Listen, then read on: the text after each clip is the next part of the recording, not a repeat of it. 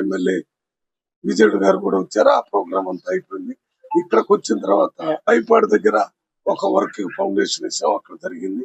తర్వాత ఉడ్డిపల్లికి సంబంధించి ఇంకో దగ్గర వేయటానికి వచ్చినప్పుడు ఈ ప్రోటోకాల్ అనే ఒక మాట పత్రాలు తీసుకొని వచ్చి నేను పార్లమెంట్ మెంబర్ గా కొబ్బరికాయ కొడదాం అంటేనే గుంజుకొని పోయే పరిస్థితి వచ్చినప్పుడు నేను పోలీసుల్ని ఎమ్మెల్యే గారికి చెప్పాను.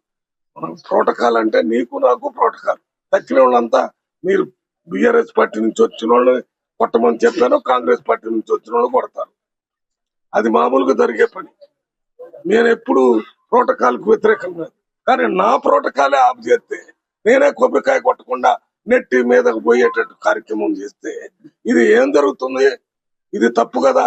దాని మీదనే నేను కొద్దిగా చెప్పాను. విజయుడు గారు ఇది మంచి పద్ధతి కాదు, మీరు ఏమనుకుంటున్నారు?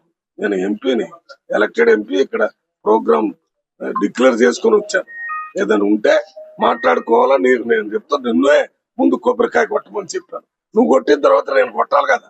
నన్ను కొట్టకుండా ఆయన దగ్గర ఈయన దగ్గర సంచులు గుంజుకునే కార్యక్రమం చేస్తే ఇది మంచిది కాదని చెప్పాను.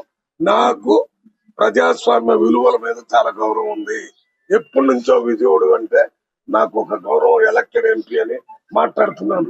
కానీ నేను పార్లమెంట్ మెంబర్ గానే లేకుండా 4-5 మనుషులతోని అక్కడెక్కడ నెట్టించి నేనేమో ఢిల్లీలో రేపు మీటింగ్, ఇప్పుడు ఎయిర్పోర్ట్ కు పోవాలి. అవన్నీ